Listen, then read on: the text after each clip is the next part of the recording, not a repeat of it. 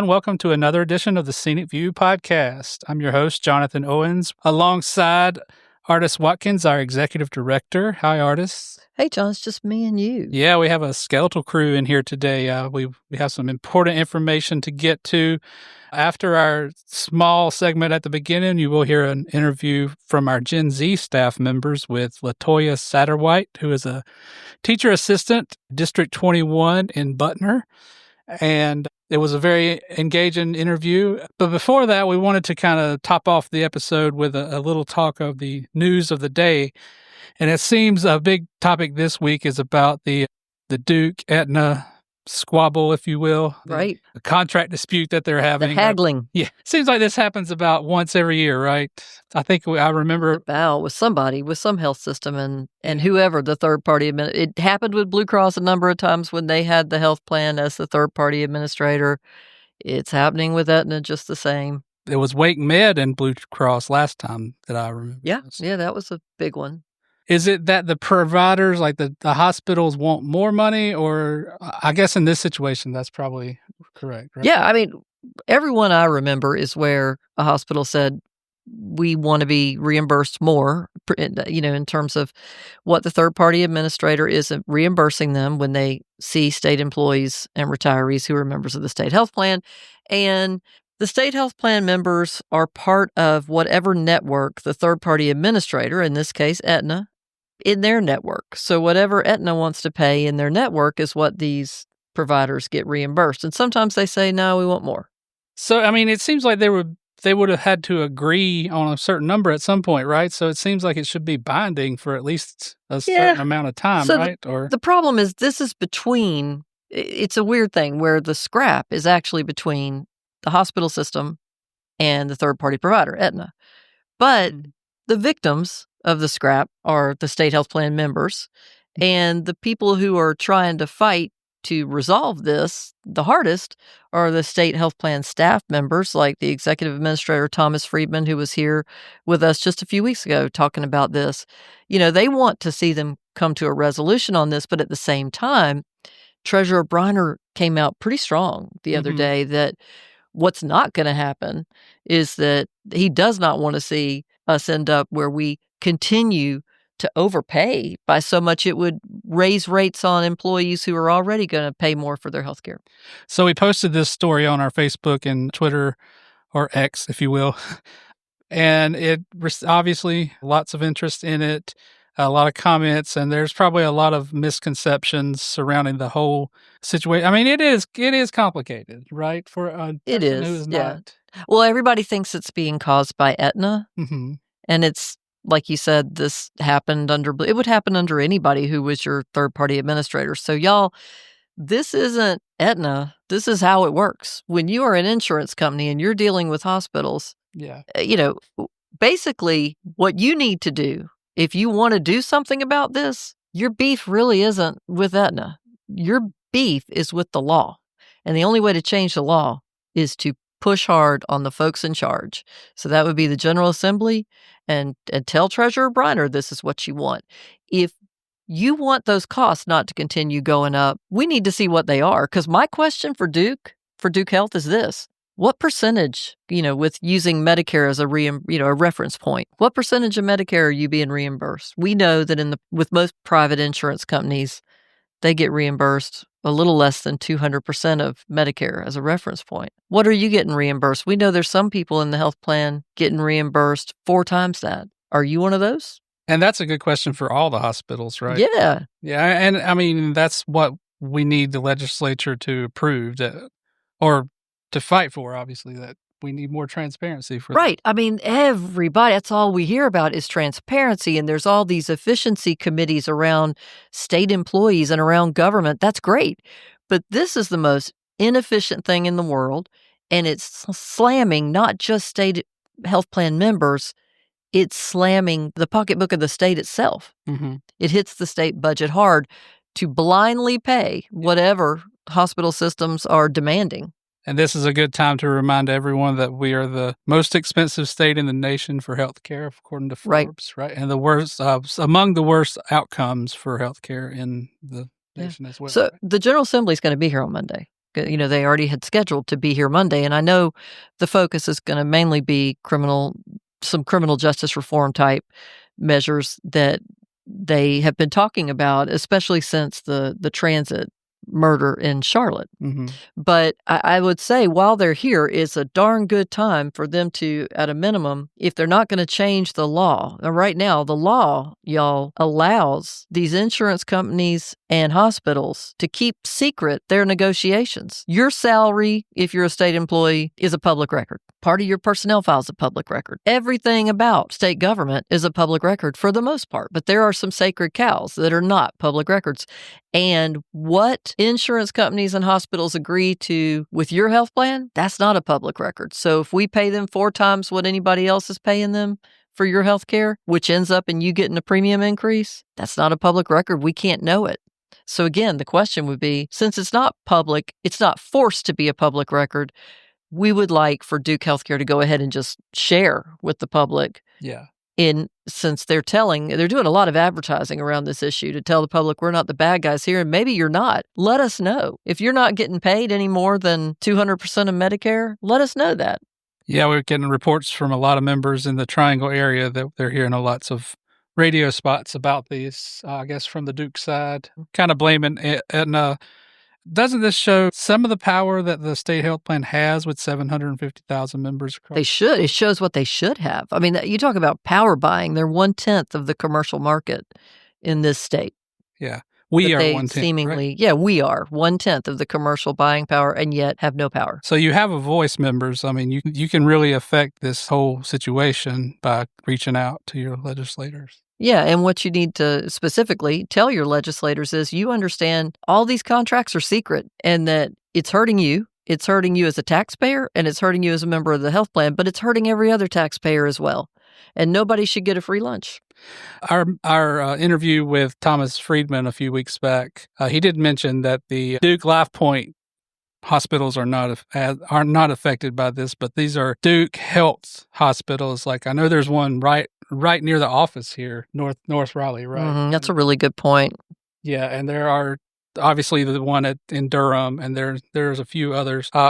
I'm sure it affects hundreds of thousands of people especially in the Triangle area. State Treasurer Brad Briner had an interview with WRAL. I guess that's kind of the impetus for this segment. This is what we posted, but he said that the health plans board can't just give Duke whatever it wants, and we'll be raising premiums on everybody.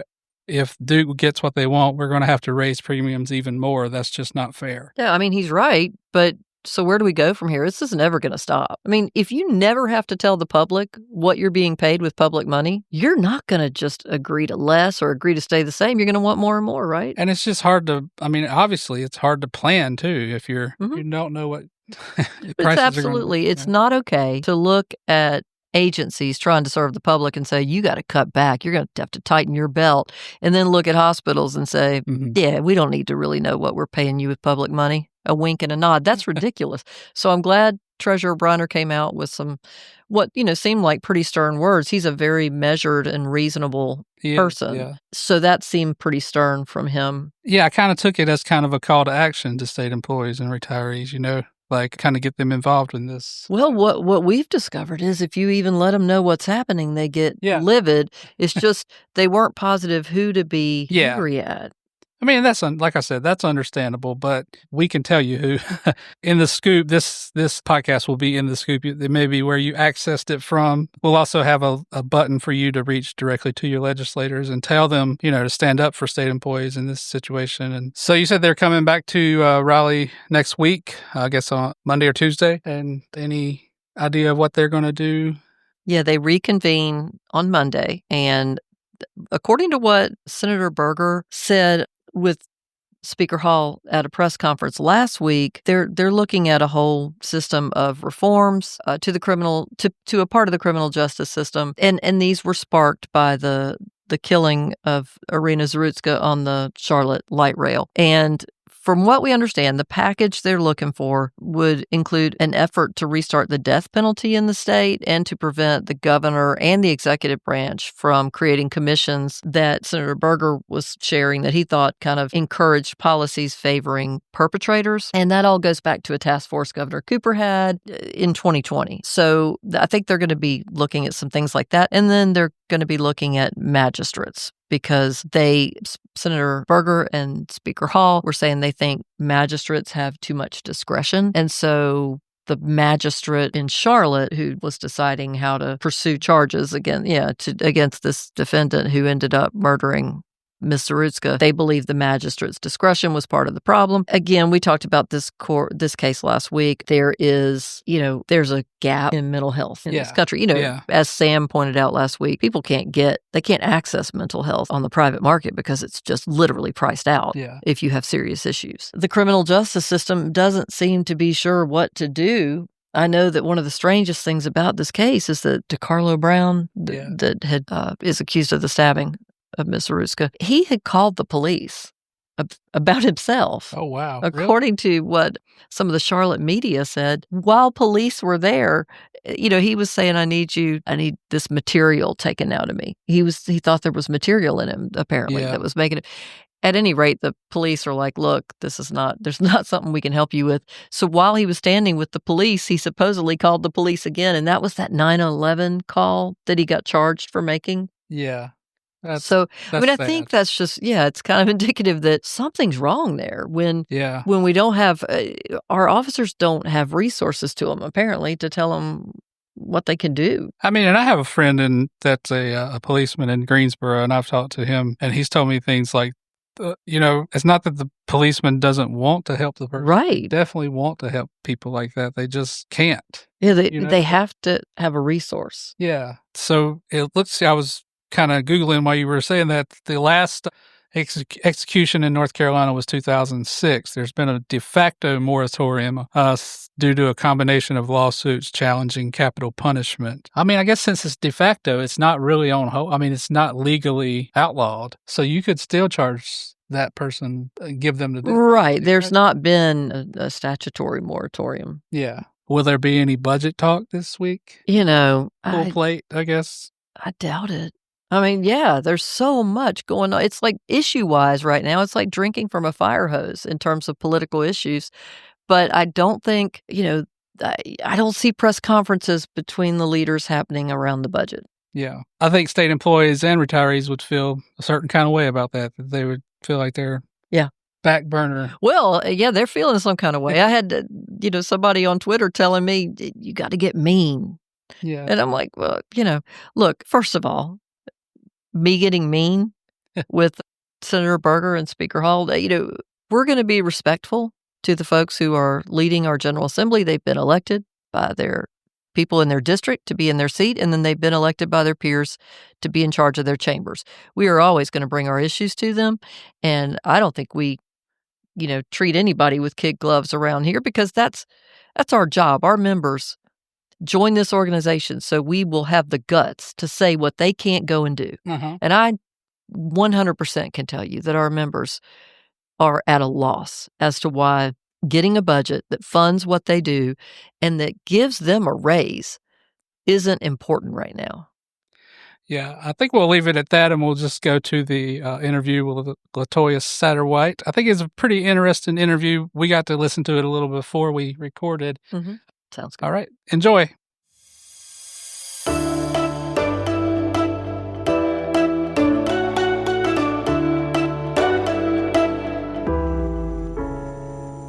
Hello, and welcome to another episode of the Scenic View podcast, Gen Z Takeover Edition. Woo! Hello. We back, baby. Today, I have joined with me our member relations representative, Adam Weinberger. Howdy. One of our insurance specialists, Tiana Alberts. Hello. And a member guest, LaToya Satterwhite. Hello. So first things first, let's just have you introduce a little bit about you and what do you do for work? Well, right now I am a teacher assistant at Butnersdale Elementary, which is in Gravel County. and I work with the EC department, which is Exceptional Children's. And I go from that to, I was in resource before, which was basically pulling kids to put them on grade level, working with like math and reading and writing. And now I've moved over to the more severe side, more kids who have more hands-on needs that they're gonna need in the school system, more of still need that help, but in a different way. I will say that I can definitely respect that kind of position, because when I first moved to North Carolina, I was one of the students who was pulled for resource for math. I was not very good at math. I still am not. So let's just start with what drew you into working in public service, and what was the process like for you starting in this role? So I started working for the school system about 20 some years ago. I started straight out of high school. And the reason I started was because of my mother. She works for the state. She worked at John Umstead when it was John Umstead, now Central Regional. Seeing her working there and bringing her experiences home, and then working a second job as after school program with special need kids at the time really pulled me into seeing what school was like, and actually going in and like, hey, I want to help. I want to read books. I want to try to get into what she was doing to be a part of it. And so seeing like, this is what it's about. Working for the state, giving back to your community. She showed me like, this is where I want to be. This is what she wanted to do. She was like, I want to give back. Mental health was her thing. And I was like, okay. And so I wanted to see about being in the school system to do it as well. And I realized then that that was my passion, is working with kids that have disabilities. Like, love it. Been doing it 25 years. Wouldn't change it for the world. And so working for the state just seemed to be the right thing at the time. Like, okay, I could work for the state, still go to school, still have a job, something that's going to really impact other people as well as myself. I'd be interested in seeing how many state employees are like multiple generational state workers. Because, I mean, my mom, she retired from App State. She worked for the state, and, you know, I don't work for the state anymore, but I did. I would be interested in seeing, because it is like it's a heart of service that people have to go into state work, and Yes, just my want to. grandmother worked for the state also. See, yeah. She worked at John Umstead first, and then my mother, and then now me have working for the state. And then I have several family members that are like uncles and aunts that work for the state that love it. Been there 20 some years. If it's not in the school system, they're working at facilities, different facilities around, North Carolina that can help. That Yeah. Like, it's a hard job. They're hard jobs, and there's benefits and there's disadvantages. But in the end, when you know that you're helping, you're trying to get out, Exactly. that help is what really matters. Yes. Be a part of the community, uplift your community, y'all. Yeah. Show what you've been like putting out there, like really give back to like, Yeah. hey, this is what I want to do. I want to see it better where we live, like where I'm living at. Like, that's why I stay in the county that I live. I want to see I went to this elementary school. I went to this middle school. I went to this high school. I want to see my kids go through and say, hey, I saw you, go to school here, and now you work here, and now you're putting back into your community and working for the state, and, showing that you care. And so there's a lot of advantages and disadvantages of it. I think community is something that is very important to Gen Zs and millennials, because something that me and my friends talk about is you can't help the entire world until you help where you live and help your own community. So I feel like it's very honorable and amazing to just see people giving so much back to their community, such as yourself. What are some challenges that you face in your position that are unique to public schools? Challenges. I think moving up in the position that you're in, usually it's very much of you get content, I want to say. It's hard to say, oh, I want to step out of my comfort zone to try a new position, to try to say, hey, I want to go higher, or I want to, go above. And I also think sometimes the qualifications for the jobs that they have, they're not looking at a whole picture. I think that's one of our issues. You could have somebody that gets out of college, been 2 years ago, and they just got out of college, and they're coming to apply for this job. But then you could have somebody over here that's been working in the same type of field for 10, 12 years. But you see a lot of giving it to the person that has the education more than you do the person that has that experience and knows the job. And I think it should be a little bit more that's our disadvantage. Like, we need more of a combinedness. Like, yeah, we know that you haven't had the educational part, but you have the experience part. Mhm. And a lot of times there's been jobs that I could work and do just the same thing as that other person did, but because I didn't have that education, I can't take that position, or I can't say, hey, I want to apply for this position, all because of these terms. And I understand, certain things you do need education. You do need more of this, more of that.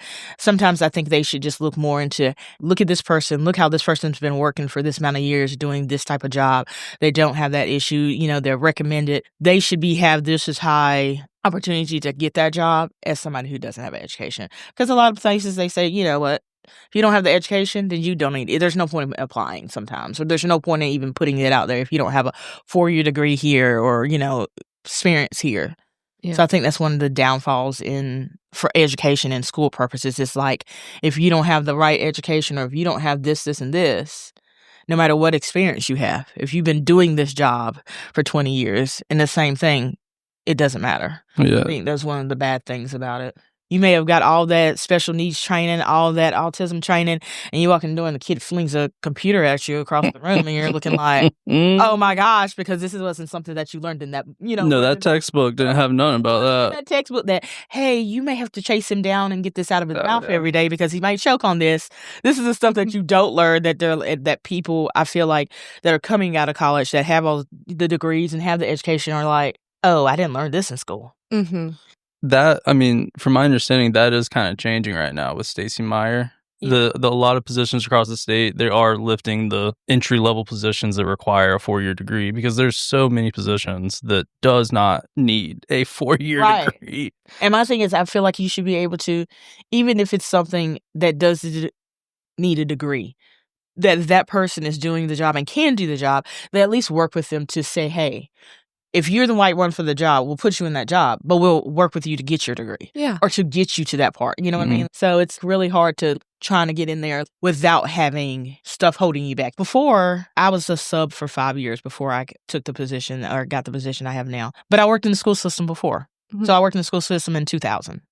Year I graduated, I worked in the school system for 3 years. Left the school system, I wanted to go to mental health, some more things about different mental health jobs in institutions, group homes, different aspects of it.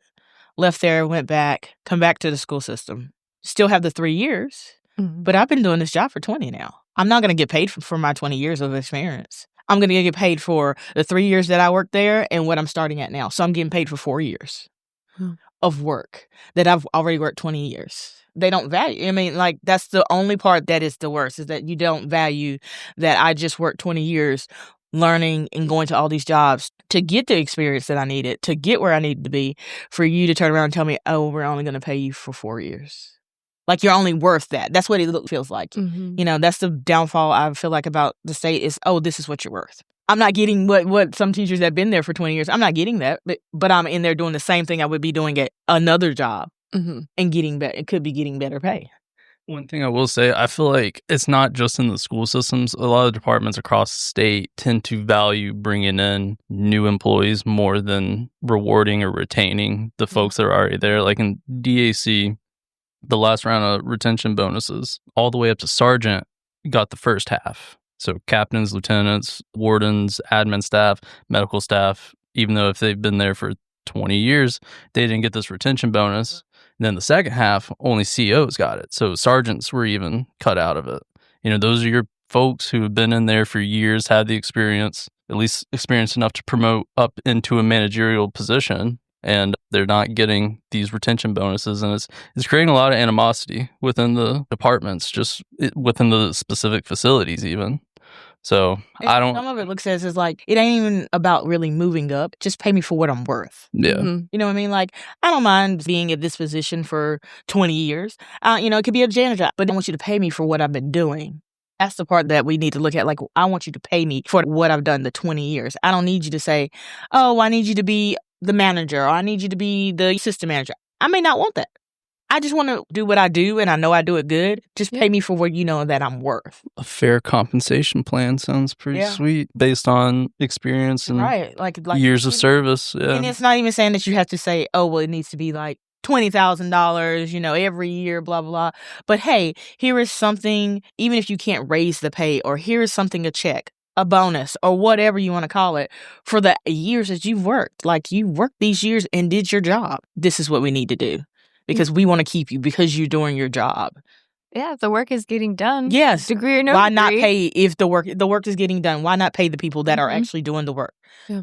And want to do the work. And that's the thing. You got people who want to do the work. It's just that you're not even saying, hey, can we think about this money? Can we think about somewhere to give them some extra to help them that's coming to work every day? That's, they have their own struggles at home too. And they're still here doing their jobs. Yeah. I am a big advocate for mental health. Same. Let's go into that a little bit. With working in public service and mental health, how do you find a balance between the work life, being able to take care of your mental health, and also being able to have a personal life and a home life that you can somewhat keep separate? Because I know for some people it is a little more difficult to separate home from work. How do you personally manage having that work, mental, personal life balance? Well, it gets hard because you're always thinking about work. In my case, I'm always thinking about work because it's more like, oh, I'm going to a store and look, there's supplies. As a teacher, that's all we want ever buy is, oh, look, we can get our kids this. Out of your own pocket. Out of my own pocket. Exactly, yeah. It's not coming from nobody else's. No. So we're taking the money that you just gave us and we're just spending it on them, which is hard because that's what in my brain, what happens. It's like, I'm going to a store and I may be focused on one thing, but it's like, oh, look, there's new crayons. They could use this, or they can use like, oh, there's an apparatus for a hand thingy and whatever. And you have to say, okay, you're not buying for school. You're going out for yourself. Take your time. Like, just hang out. Don't worry about school. It gets hard. Just being able to not bring home stuff you need to do because you didn't have enough time throughout the day, or kids running around. You didn't have enough time to grade papers. You didn't have enough time to laminate. You don't have enough time throughout the day when you have kids coming to you all the time, or you have kids all the time. But when I go home, it's usually, okay, I'm done. Yeah. Just completely done. I don't want to talk to people. It's basically, I don't want to think. Because I've thought all day for 8 to 10 hours of, okay, let me make sure this is done, this taken care of, this kid is here, this is that, we're going this, I'm making sure this is done. Then I come home and I'm just like, nothing. I don't want to do anything. I just want to sit and watch TV, or like a relaxed night of candle and movie, and just trying to get away from everything that's going on in the world, which is hard. Yeah. No, it don't stop. It doesn't. Yeah. It doesn't stop. I mean, it's, sleep problems, and then you're getting up early in the mornings, but I try to relax. I mean, mental health is hard. I have anxiety really bad, which I don't care if we keep this on here, but anxiety really bad, and it just comes and goes. And it's more of what's going to happen. What's going to happen 5 years from now, or what's going to happen next year, because you don't know sometimes with what job you're doing or whatever. You never know. You may get moved. I mean, I got moved from the position I was in last year to this year, which was a fine move because I knew it was taking place in my brain. I knew it, but still the anxiety, you get that, and mine's a little bit worse than others. And so when I go home, it's, okay, let me figure out what I can do to get rid of that. Yeah. Stress, and not have stuff in my brain that says, hey, you got this to do and like that to do, and get on the computer and do this, make sure you do this. And I have to realize then, let's calm down, let's slow down, let's find something else to do, let's watch something on TV. It's hard like something that I've been trying to deal with is, everyone has those days where they're not okay, but you have to wake up and accept, it's okay to not be okay. Yeah. You just got to get through what you got to get through because other people are relying on you. Yeah. And it's okay to not be okay some days. And you push all your stuff aside. Like when you work somewhere, you push it aside. Yeah. And a lot of times I know my thing is because of the school system, because that's where I'm at. You push it a lot aside because of kids. Yeah. And you realize, the kids have bigger issues than you got. So you're like, let's just hide it. When you have that kid that comes up to you and hugs you every day and you're just like, I really don't want to be touched. I don't want to be bothered. But this kid's going to run in the classroom and they're going to give you a hug, and you're going to just have to smile and grit and be like, yes, hey, I missed you. How's your day? Like, yeah, I'm having a great day. What about you? And then really on the inside, you're like, I just don't want to be here. Yeah. Like I can't deal with it today. But you grit it and you keep it going. But some days you're on the inside, it's eating you up that you just done. Yeah. And I'm sure that can be difficult because especially working with children and being like, okay, they don't need to know how harmful the world can be and how much can go on in your brain yet. They're still growing. Don't overwhelm them with things that don't need to be on their minds yet. Yet you're really struggling and you're like, I really don't want you touching me right now, but you don't understand this. So yeah. Go or in your ahead. space. Yeah. My kids love to be in my desk and in my space. And some days I can't, like y'all. And it's funny because some of my kids last year realized when I was having a bad day, because they were older, I had K through 5. So once they get to the 5th grade, 4th, 5th grade, they kind of know. And so I had one girl, 5th grade, and I was just sitting at my desk and she said, so you're having one of those days, huh? And I looked at her and I said, she's like, so I'm going to put you in a bubble. Nobody can go in Miss Satterwhite's bubble today. She's having a day. She doesn't seem like she wants to be bothered. It was so cute. And I looked at her and I was like, thanks. So every time she came up to my desk, she's like, I'm popping your bubble for a second. I got a question. Oh, no. And she would pop my bubble and ask me the question, and then she would put me back in my bubble, and they wouldn't bother me. And they would, as soon as she said, I'm popping the bubble, if you got a question, you better ask her now. So I was so like, okay, which made it better because then I didn't feel as bad. Like, oh, okay. But it was just funny to realize that she noticed it's one of my days. I was just sitting at my desk like, I don't want to be bothered. And you're not going to, even if it's just a staff work, like somebody that you work with, it's one of those days that you just want to be like, please don't talk to me because I might say it wrong to you or just sound snappy when I'm not trying to be snappy. So you just sit and try to be to yourself. But yeah, it's funny how kids can pick up on your mental health, how you're feeling, how, what you're, going through, or even people that you work with, could pick up like, hey, something's not right. Like, should we check in? And that's one thing, checking in on people just in general, even if you didn't know them. And, you just walk by and saw something was off. It's always nice to say, hey, are you okay? I don't mean to be in your business or, just checking in and just make sure you're all right. You need something, because I know some people are like, don't talk to me. I don't want to be bothered. And I feel like that times too. But they have that facial feature that just says, don't talk to me at all, ever. That's when you just give them the thumbs up of just like, yeah, no. Like, what's going on? What we got? Like, wait, you all right? Like, you give them the handshake. Like, you okay? Like, yeah.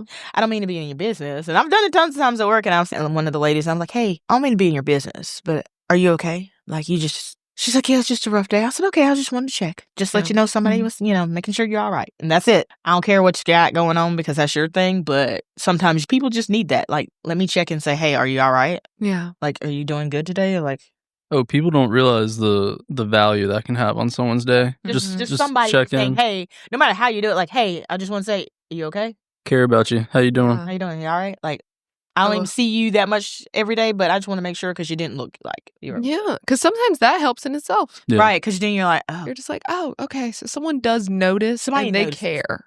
Right. They care enough to at least say, hey, are you okay? Yeah. Even if you're not okay. Oh, yeah.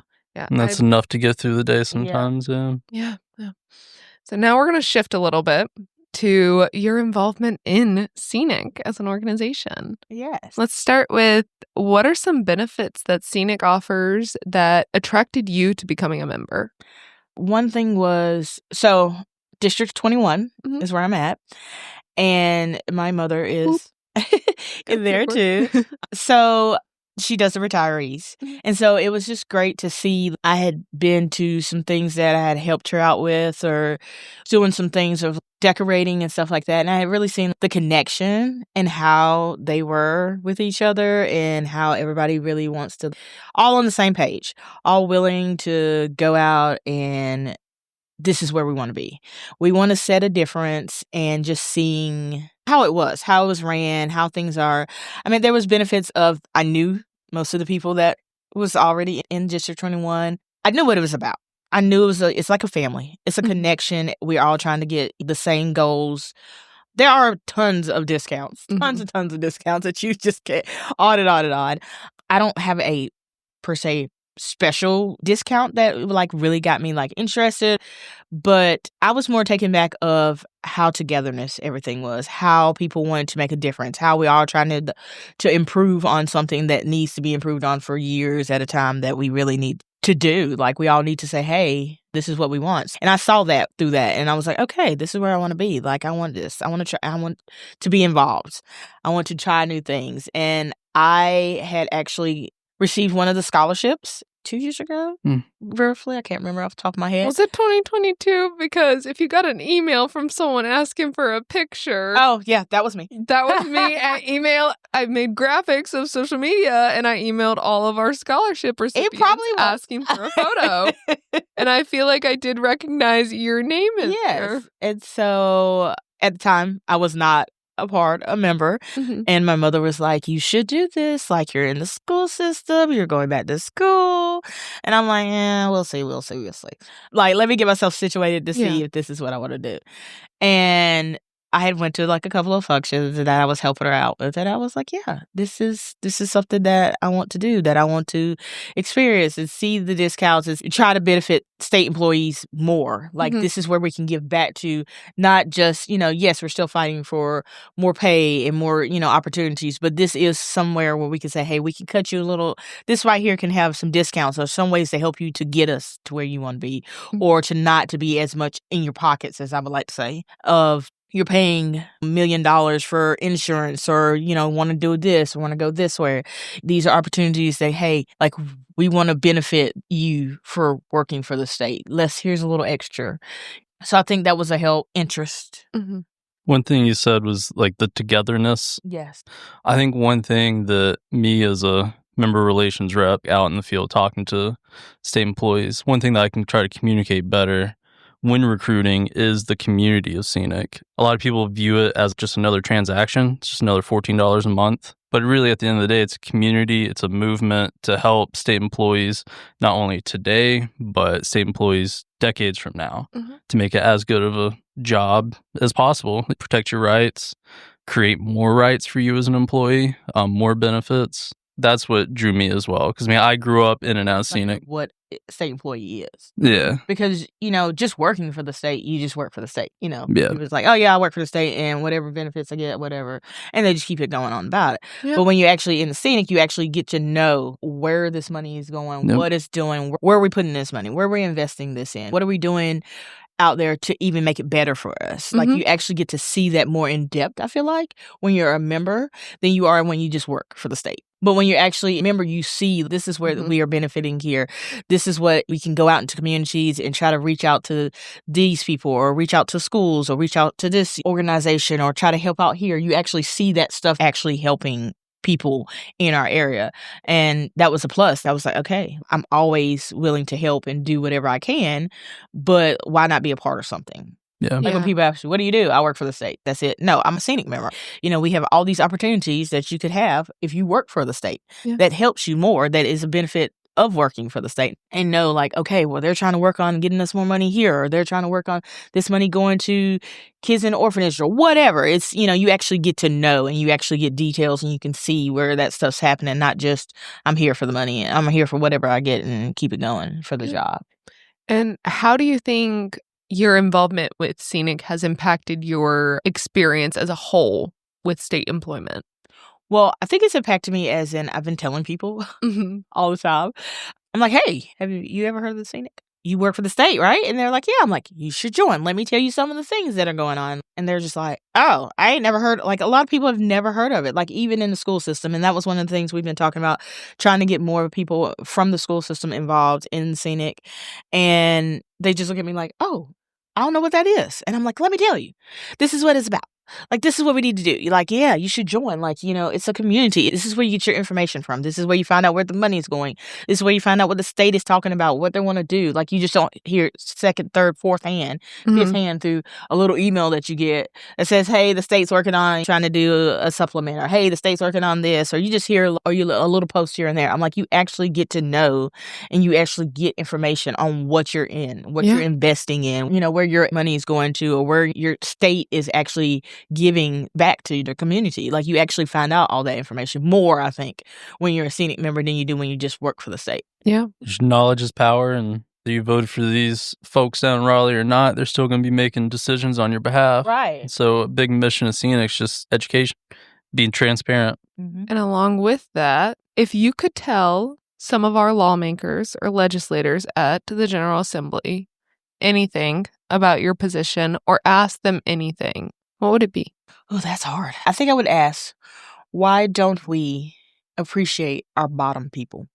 Not saying bottom as in something bad. Bottom as in where it starts. Why we don't appreciate them just as much as the people that sit in the office that are doing the paperwork. We need to appreciate the ones that are doing the actual grunt work. Like, why don't we see that more? Why don't we see that appreciation come out more for the state?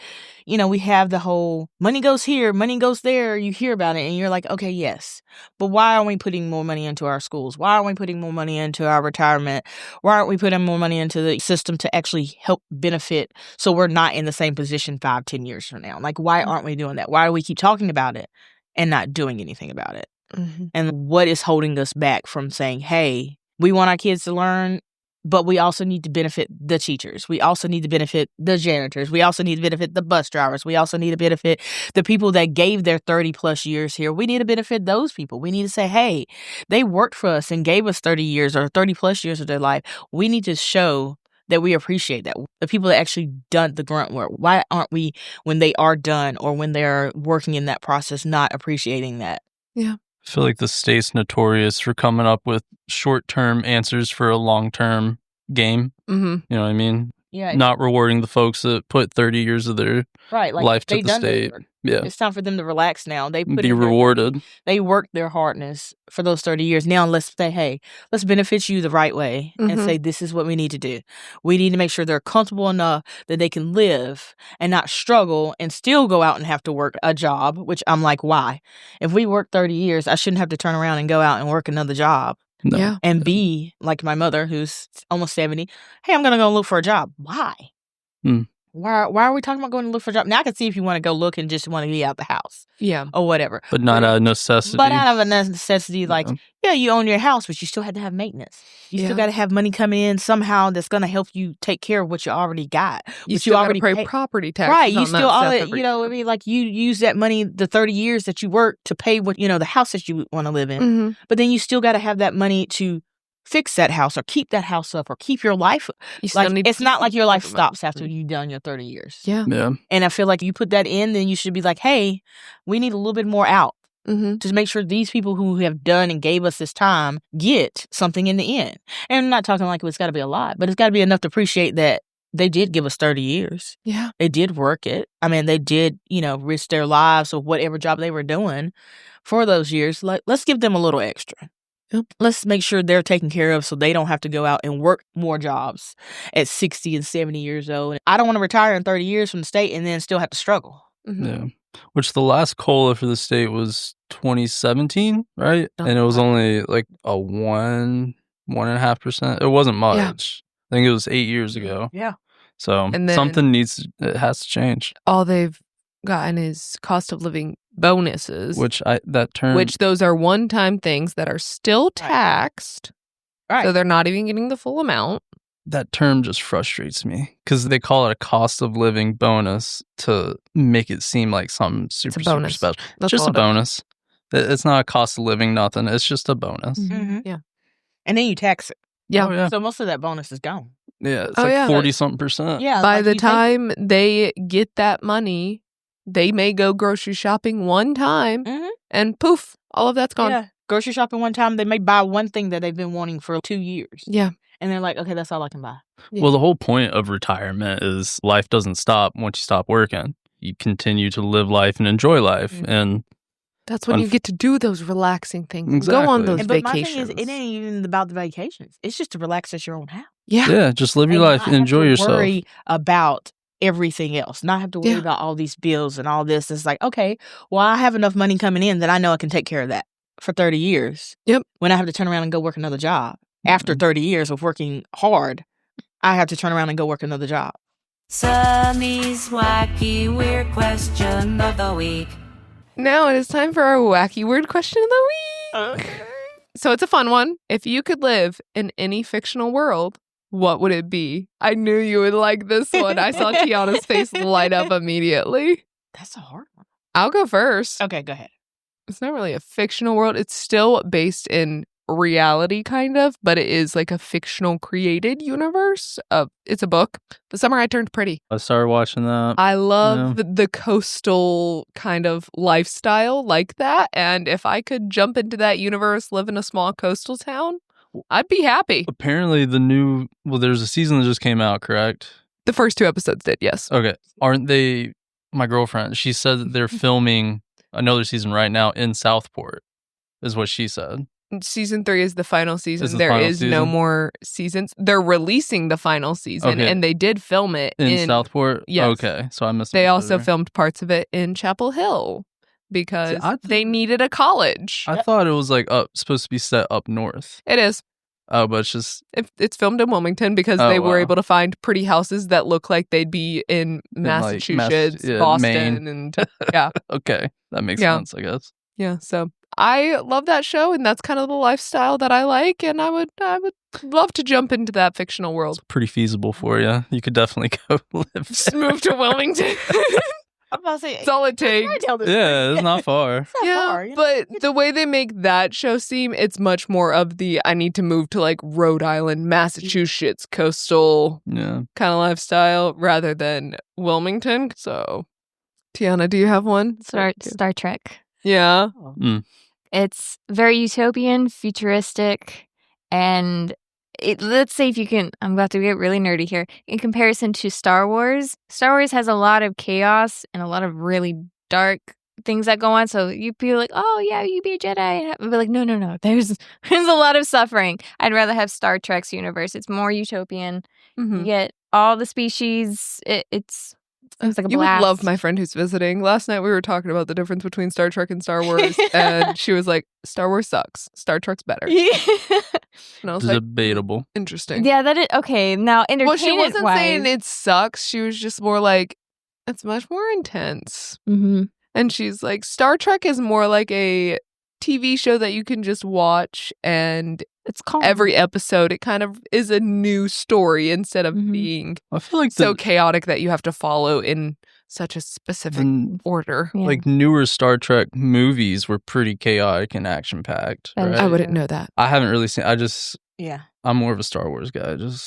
My dad's a huge Star Wars Yeah. fan. I don't fault anyone for what they like to watch. I have a Disney Plus account just so that my brother can watch all the Star Wars. I would have, well, there's probably about 2. Mhm. My first one would be, this is probably weird, but so I'm FBI, criminal minds kind of person. Yes. So I would want to be in that like criminal minds kind of case. Be with Derek Morgan and Actually, I like Spencer Spencer Banner. Reed. Spencer Banner. So I would be like, that would be one of my things. So you need the early seasons before they did the Criminal Minds Evolution and he went off. You need the original seasons. I got you. Every one of them. Yeah, so I'm sort of into that kind of like crime mystery kind of thing. And my other one would be a Fast and Furious kind of like that thrill.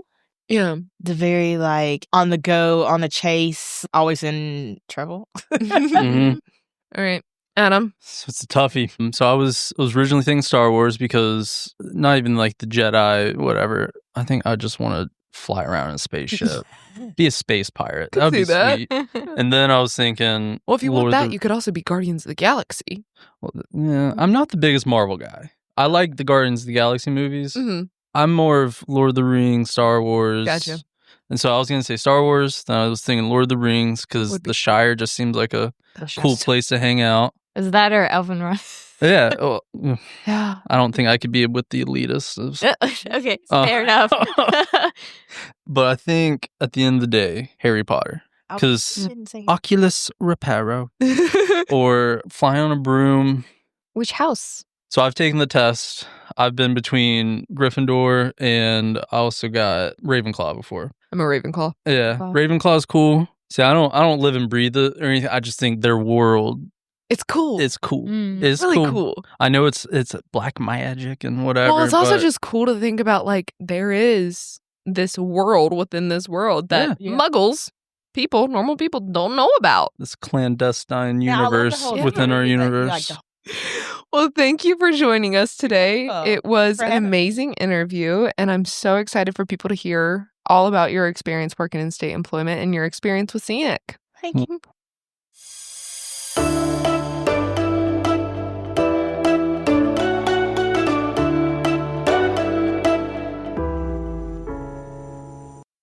So that was a good interview. Lots of topics brought up for Ms. Satterwhite. I was kind of struck with how much she talked about retirees, even though she's a younger employee.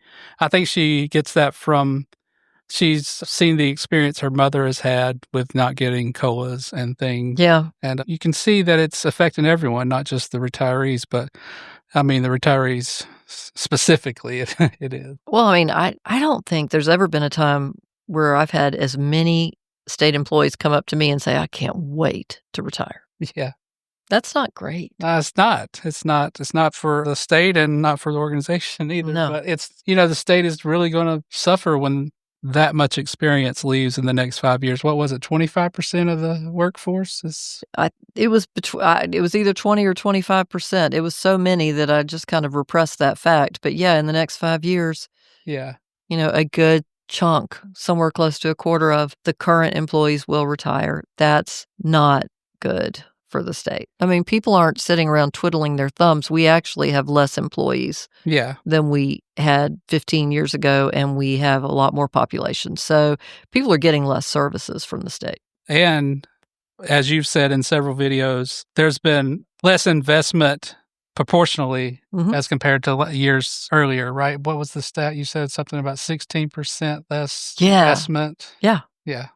That was it's scary, honestly, that I don't think if you take the way we do budgets is just annually, so you really kind of don't notice it that, wow, we're choking things out.